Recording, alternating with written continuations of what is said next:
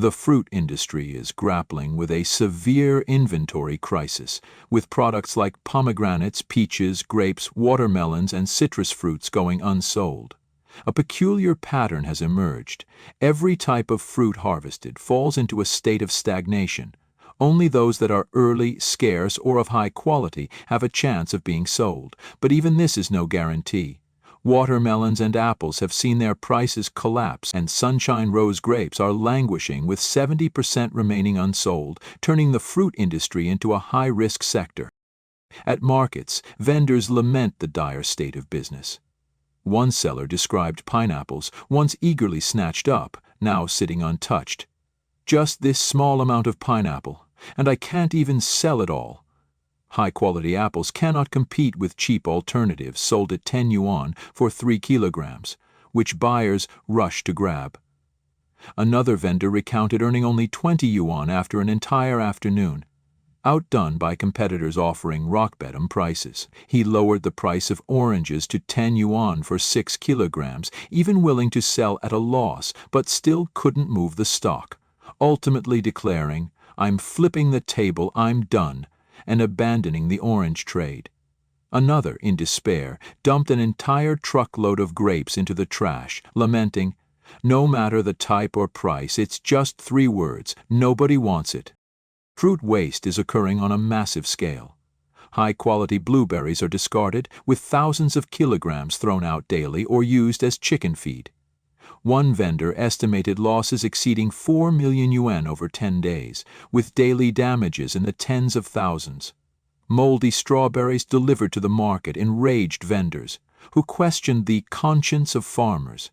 "You can charge high prices, you can have poor quality, but you can't send moldy ones." Another revealed that this year's production costs reached tens of thousands of yuan, but the buying price is just over 1 yuan per kilogram, compared to over 100 yuan previously, leaving them with only a few dozen yuan in returns. One seller bitterly noted that their banana orchard is next to a banana dump, where tons of fruit are discarded daily. Amid the silent creep of an economic crisis infiltrating every corner of daily life, China's fruit industry has become a stark mirror reflecting the profound instability gripping the nation. Once bustling markets now stand eerily quiet. Baskets of fresh, vibrant fruit, once symbols of bountiful harvests and hope, lie piled up, untouched and ignored. Farmers gaze at their labor's yield as if staring into their own powerlessness. Selling means losses. Keeping the produce leads to spoilage, a vicious cycle with no escape. No matter how low prices drop, the goods remain unsold. Yet maintaining prices to preserve quality only invites further indifference. In the crowded marketplace of life, fruit has become a burden, and the pain multiplies daily. Some farmers earn just 10 yuan, $1.40 USDS a day, their frustration boiling over. One was seen hurling a basket of fruit to the ground in anger. A farmer lamented, "If I weren't pushed to the brink, I'd never have used a bulldozer to destroy tons of mangoes." Our fruit wholesaler shared, "People keep asking if the fruit business is good. Here's my answer. Half the stock rots before I can even unpack it." She explained that when faced with such poor quality shipments, she can only chalk it up to bad luck, unwilling to pass subpar goods to consumers. Social media amplifies these struggles. A netizen commented on Weibo, "This year, Guangxi mangoes are cheaper than ever, except during the pandemic this is the lowest price in my 5 years in the fresh fruit trade. 1.6 yuan, 22 cents USD per kilogram. I bought 50,000 kilograms to sell at a discount. Every fruit is sweet, or at Babu's largest fruit market, sugar oranges linger at rock-bottom prices, with few buyers and massive piles rotting by the roadside." Another user pointed to soaring fuel and highway toll costs. After covering transport, fuel, tolls, and labor, there's no profit left. Supermarkets rake in high margins, but farmers get nothing. One complained, "Eating fruit feels like a luxury now. I have mouth ulcers and should eat fruit, but it's cheaper to buy vitamin B2 pills." High transport costs trap much of the produce in production regions, leaving it to rot in fields. Even when fruit reaches markets, prices are often unaffordable for consumers. Months earlier, a bumper golden berry harvest led to severe oversupply, with farmers crushing the fruit on site rather than accepting the pitiful prices offered by traders. Netizens remarked that this year's golden berries lacked sweetness, blaming scant sunlight for their bland flavor. The crisis extends beyond berries. In Yunnan, blueberry prices plummeted to a quarter of their previous value within days, forcing farmers to feed unsold stock to pigs. A Weibo user wrote, "You can't sell and I can't afford to buy. Everything's too expensive and these are small berries anyway." It's not that people don't want to buy, they can. Another noted, incomes have been shrinking for years. Between pesticide residue fears and high prices for mediocre taste, fruit isn't essential, so I skip it. Some even question blueberry quality. If they're so good, why not make juice or other products? Why let them go to waste? Grapes fare no better, with some regions selling at 0.3 yuan, $0, 4 cents USD per half kilogram, yet still going unsold, leading to piles being discarded. Watermelons, too, face dismal sales. Farmers report sparse visitors and even fewer buyers, with no trucks arriving and not a single fruit sold some days. Despite assurances of high-quality melons with a sweetness level of 14, the market remains unresponsive. Farmers face mounting distrust. A netizen warned, "Be careful, watermelons may contain growth enhancers. Don't let your money end up in hospitals. I once bought a huge watermelon from a tricycle vendor. The flesh was bright red, but the rind was so hard I couldn't bite it. I never buy roadside melons anymore, and now I can't even afford premium ones from fruit shops." A viral video from Hainan showed a farmer furiously stomping on unsold chilies, a scene that resonated widely online. Post-Lunar New Year, chili prices crashed to 0.3 yuan per half kilogram. "Why is this happening?" the farmer asked, with no answer. Another year of grueling labor ended in despair, as farming becomes a losing venture. The U.S.-China trade war exacerbates the plight. A White House announcement on May 15, 2025, imposed tariffs of up to 245% on Chinese exports, a retaliatory move against Beijing's recent measures. Fruit farmers bear the brunt, as exports like apples, pears, grapes, and oranges, once competitive in the U.S. market, face steep duties, rendering them unsellable abroad. With domestic oversupply and high production costs, including scarce water and fertilizers, farmers grapple with crushing financial pressure. They face not only low purchase prices from traders, but also mounting debts from investments in crops and infrastructure. Caught in an invisible trade war, they battle market inequities and harsh environmental challenges, from dust storms to cyclones that devastate greenhouse farms. In Jiangsu, farmers sat helplessly amid shattered greenhouses, their livelihoods swept away by nature's fury. These stories of agricultural failure reflect a harsh reality. Chinese farmers, vital to the economy, are consistently left behind in the global economic shifts, their resilience tested daily by forces beyond their control. In the heart of China's sprawling cities and rural farmlands, an economic crisis has taken root, its tendrils quietly wrapping around every aspect of daily life. Nowhere is this instability more visible than in the nation's fruit industry, once a vibrant symbol of agricultural abundance, but now a mirror reflecting the profound challenges facing farmers, traders, and consumers alike. Markets that once buzzed with activity stand desolate, their stalls laden with unsold produce that carries the weight of unfulfilled hopes. Baskets of mangoes, oranges, and jujubes, once emblems of a bountiful harvest, now sit ignored, their vibrant colors fading under the indifference of a struggling economy. For farmers, these fruits are no longer a source of pride but a cruel reminder of their precarious livelihoods. The fruit industry's downfall. The plight of China's fruit industry is a microcosm of broader economic woes. Farmers face an agonizing choice: sell their produce at a loss or watch it rot, trapped in a vicious cycle with no escape. Lowering prices fails to draw buyers in a market where consumers are tightening their belts, while maintaining quality only deepens the apathy of a population grappling with rising costs. In bustling yet eerily quiet markets, fruit has become a burden, its abundance a paradox of waste amid want. Some farmers, earning as little as 10 yuan a day, vent their frustration by smashing their baskets against the ground, the sound of splintering wood echoing their despair. One grower, driven to desperation, recounted a heart-wrenching decision. "I had no choice but to bulldoze tons of mangoes. It was either that or lose everything."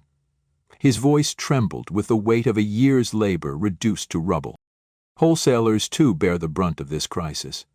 A woman managing a fruit distribution hub shared her struggle. "People keep asking if the fruit trade is booming. Look at these crates, freshly delivered, still sealed, and the centers are already rotting." She explained that such spoiled stock is a financial dead end.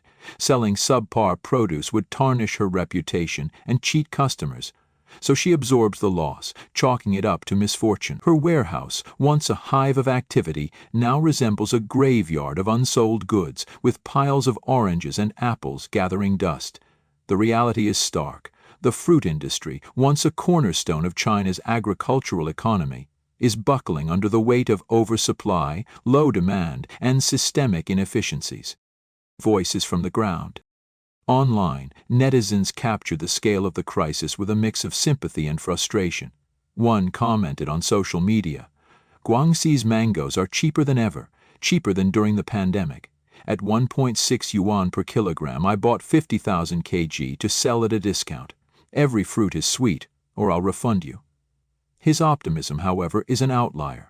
At Babu's largest fruit market, oranges languish at rock-bottom prices, forming rotting heaps by the roadside as buyers remain scarce. The sight of such waste is a gut punch to farmers who have toiled under the sun, their hands calloused from planting, pruning, and harvesting, only to see their efforts discarded. Transportation costs are a silent killer in this equation. Netizens point out that skyrocketing gasoline prices, highway tolls, and labor expenses erode profits before produce even reaches urban markets. One farmer explained, "By the time my fruit truck arrives, the costs of fuel, tolls, and hired help have eaten up nearly everything I'd earn." Supermarkets, with their high markups, reap the benefits while farmers are left with crumbs. This disconnect fuels resentment among consumers, who feel priced out of what should be an affordable staple. One resident remarked bitterly, "Eating fruit feels like a luxury now. I've got mouth ulcers and should be eating oranges, but vitamin B2 pills are cheaper." Another highlighted the logistical bottleneck. High transport costs mean fruit rots in the fields because it can't reach the cities. What does make it to the market is so expensive most of us can't afford it. Crop-specific struggles. Specific crops illustrate the depth of the crisis. A bumper harvest of yellow jujubes flooded the market, but low prices offered by traders led farmers to take drastic measures. In one village, growers crushed their jujubes on site, the golden fruits reduced to pulp underfoot rather than sold at a loss. Netizens lamented the poor quality, attributing the jujube's bland flavor to insufficient sunlight during a cloudy growing season. Blueberry farmers faced a similar fate, with prices collapsing to a quarter of their previous value in mere days. Unable to sell, some resorted to feeding the berries to pigs, a bitter acknowledgement of their financial ruin. One netizen captured the shared frustration. "Farmers can't sell and I can't afford to buy. The prices are high, but the quality's just average. Fruit isn't a necessity anymore, so I skip it." Grape and watermelon growers are equally beleaguered. Grapes fetch as little as 0.3 yuan per half kilogram, yet still pile up unsold, while watermelons languish in fields with few buyers. Farmers insist their melons are sweet and high quality, but the market has evaporated. Online, consumers warn of watermelons laced with growth stimulants, further eroding trust. One recounted a disturbing experience. "I bought a huge melon from a roadside vendor. The inside was red, but the rind was so tough I couldn't bite it. Now I only buy from fruit shops, but even those are too pricey." The cycle of distrust and unaffordability deepens the industry's woes, leaving farmers and consumers alike in a lose-lose situation. Beyond fruit, other agricultural sectors mirror this despair. In Hainan, a viral video captured a farmer stomping on unsold chili peppers after prices plummeted to 0.3 yuan per kilogram following the Lunar New Year. The act, born of rage and helplessness, resonated widely online, symbolizing the broader collapse of agricultural livelihoods. In northern China, strawberries and peppers rot by roadsides, their vibrant hues fading into the dirt. A farmer shared that a bumper cabbage crop that brought no joy. "These fields should be a source of pride," he said, his voice heavy. "But the cabbages are rotting where they stand. Each leaf represents a farmer's sweat, their hope, and it's all wasting away." His words paint a vivid picture of an agricultural heartland, suffocating under the weight of oversupply and market failure. Natural disasters have compounded these struggles, adding a layer of cruelty to an already dire situation. Violent tornadoes and sandstorms have swept through rural China, reducing greenhouses to rubble and obliterating crops. Farmers, their faces etched with exhaustion, sit amid the wreckage, hands clasped in silent pleas for survival. These structures, built with loans and dreams, were their lifelines. Yet nature's wrath has left them with nothing to salvage. The destruction is not just physical but emotional, as entire communities grapple with the loss of their investments and futures. The U.S.-China trade war has added another layer of hardship, particularly for fruit growers. U.S. tariffs as high as 245% have rendered Chinese apples, pears, grapes, and oranges uncompetitive in a key export market. Once a vital revenue stream, these exports now languish, forcing farmers to rely on a saturated domestic market where prices are driven ever lower. The ripple effects are profound. Rising costs for water, fertilizer, and labor, coupled with scarce resources, push farmers deeper into debt. Many have invested heavily in land and infrastructure, only to see their efforts undone by forces beyond their control. The weight of unsold crops and unpaid loans is a burden that threatens to crush their spirits. The agricultural crisis is but one facet of a broader economic malaise gripping China. As the Lunar New Year approaches, markets and shopping malls, once alive with holiday fervor, stand eerily silent. In Shanghai, a bedding shop owner lamented the absence of customers during what should be the peak sales season. "December used to be golden," she said. "Goods flew off the shelves. This year, with Tet just weeks away, I haven't sold a single set." Her frustration echoes across small businesses, the backbone of China's economy, now teetering on the edge of collapse. At wholesale markets, piles of cherries and citrus stretch from stalls to warehouses, yet buyers are nowhere to be found. A fruit vendor challenged optimistic forecasts. "Whoever said business would boom before Tet, come here and explain why my stock is rotting." The desolation extends to urban centers. A major Shanghai shopping mall, once a magnet for year-end shoppers, now has more shuttered stores than open ones. In years past, crowds jostled through aisles, their arms laden with gifts and decorations. Today, the halls are empty, the festive spirit replaced by anxiety over rent and basic necessities. A salesperson reflected, "Tet is supposed to be about family and celebration, but now it's just worry. How to afford food, how to pay the bills." A resident added, "My family is scraping by for rent and meals. Shopping for Tet? That's a dream we can't afford." From Beijing to Chengdu, the scene repeats. Markets once pulsing with life now resemble ghost towns, their goods untouched, their traders resigned. This economic gloom is not confined to major cities. In less developed regions, the situation is even bleaker, with rural communities bearing the brunt of systemic failures. Small traders, who have weathered decades of challenges, describe this as the worst period in memory. One with over 10 years in the trade said, "No matter how tough things got, Tet always brought sales. Now a month's revenue is a fraction of what it used to be." The downturn is a stark reminder of China's economic fragility, once hailed as a global powerhouse but now grappling with a recession that spares no one. The economic and agricultural crises cast a long shadow over China's prospects for 2025. Farmers, traders, and small business owners are caught in a perfect storm of market failures, natural disasters, and geopolitical tensions. The fruit industry, once a source of pride, now embodies the nation's broader challenges, with rotting produce symbolizing dashed hopes. and systemic inequities. Consumers, squeezed by rising costs, forego essentials, while farmers bear the weight of unsold goods and mounting debts. The Lunar New Year, a time of renewal, feels more like a burden, its traditions overshadowed by survival concerns. Yet amid this despair, questions linger. What has driven an economy once celebrated as a global engine to such depths? Are there pathways to recovery? Or will China's people face a future defined by relentless struggle? The answers remain elusive, but the stories of farmers crushing their crops, traders facing empty markets, and creators silenced for their honesty demand attention. These are not isolated anecdotes, but symptoms of a deeper malaise, one that requires reckoning beyond superficial promises. As China navigates this uncertain terrain, the resilience of its people, forged in hardship, may yet light the way forward. For now the nation waits, its fields and markets silent, its hopes tempered by the weight of reality. Amid the economic crisis of 2025, China's retail and manufacturing sectors have plunged into a brutal price war akin to an unrelenting battle.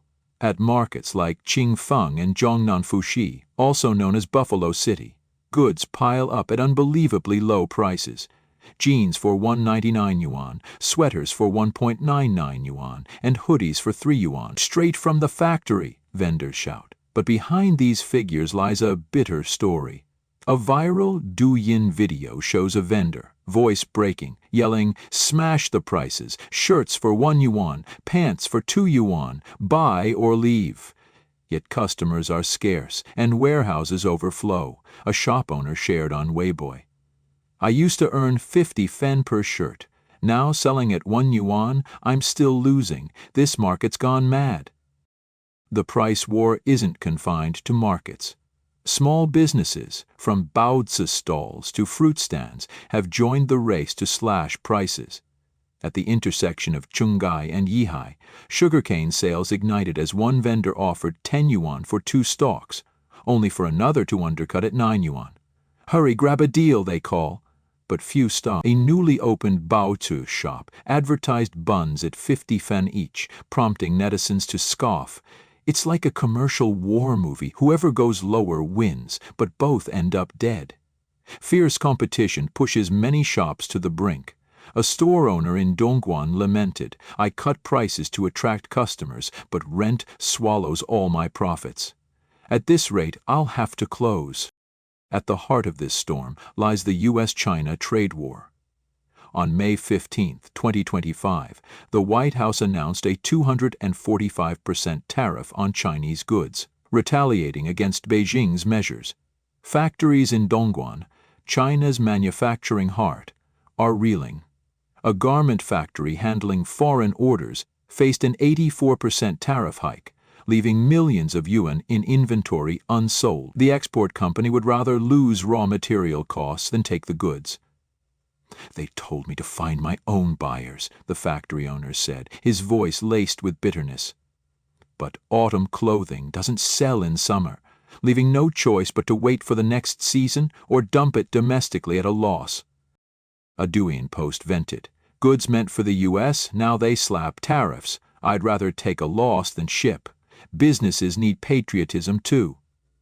The poster live-streamed, selling shirts for 1 yuan and pants for 2 yuan, urging, "High quality, cheaper than bottled water. Sisters, don't miss out on premium stuff." Other industries fare no better. Electronics factories are choked by 25% tariffs, with one assembling Apple earphones seeing profits dwindle to 0.8%, its worker dorms emptying 3 blocks. Textiles and furniture slash costs, but orders have dropped 70%. Machinery plants, reliant on U.S. technology, face 30% cost increases, forcing higher prices or heavy losses. Dongguan Customs reported a 12.6% export rise in the first 2 months of the year, but this glimmer was snuffed out by new tariffs. Factory owners are like ants on a hot pan, juggling bank debt by day and poring over accounts by night. 80% of owners have ruined credit, with banks seizing assets like autumn winds sweeping leaves. Some pawn factories or cars, others sit dazed in offices, staring at blood-red ledgers, a half-burned cigarette in hand. The price war has spread to supermarkets and electronics stores. A 1.5 horsepower Huling air conditioner sourced at 1,000 yuan sells for 1,100 yuan with delivery, but some retailers pay 1,400 yuan, higher than state-subsidized prices. Customers buy direct for 1,000 yuan. I need 1,700 yuan to break even. How can I compete? A shopkeeper groaned. The result, countless stores struggle, many shuttering. A pet grooming service owner shared. I charge 27 yuan per service, but my rival offers it for 9.9 yuan. My customers vanished and I planned to close, but they went bankrupt first. Vegetable prices have soared. 500 g of cabbage costs 5.997.99 yuan. Pork, 43.9 yuan/kg. A shopper vented on Weibo, buying vegetables feels like buying gold. Wages don't rise, how can we survive? Netizens debate fiercely. A comment with 500,000 views read, slashing prices to undercut each other. Who wins? No one. Consumers think they benefit, but they get shoddy goods, shops go bust, and workers lose jobs. Another wrote, tariffs raise import costs and domestic materials follow. With meager wages, what can we afford? Yet some see opportunity. High tariffs force domestic sales. If we raise wages for the poor, 1.4 billion people could clear the inventory. The question is, who dares share the profits? The core issue is stimulating domestic demand. For 30 years, China was the world's factory, leveraging cheap labor to export tons of goods. But where do the profits go? Producing 70% of global air conditioners and 50% of smartphones, yet workers finance phones in installments and mortgage homes. A Douyin post asked, we export tons of steel, but 3 generations can barely buy an apartment. Where's the flaw? Tariffs expose the gap. Without raising worker incomes, inventory will pile up. Some propose emulating Germany, where workers share profits, or the US, with fair labor laws. But in China, elites in air-conditioned offices drafting reports resist wage hikes, as billion-dollar orders outweigh adding 500 yuan to a worker's pay. Workers and small traders bear the brunt. A street vendor, once an office worker, shared on X, if I could get a job paying 7,000, 8,000 yuan, would I be selling jeans for 2 yuan? It's not about losing face. I have no choice. A Wenzhou factory owner predicted, by month's end, tens of thousands will be jobless. My factory won't escape either. Amid the storm, patriotism offers solace. A live streamer urged, no foreign orders. We'll consume domestically. 1 yuan per shirt, top quality, support us. But behind the rallying cry lies pain. Goods pile up, dreams of prosperity fade. The price war and tariffs are not just economic issues, but a test of faith. Can China pivot, raise worker incomes and boost domestic demand, or will it spiral further into cutthroat price cuts? The answer lies with street vendors, sleepless factory owners, and 1.4 billion people awaiting a glimmer of hope in the storm.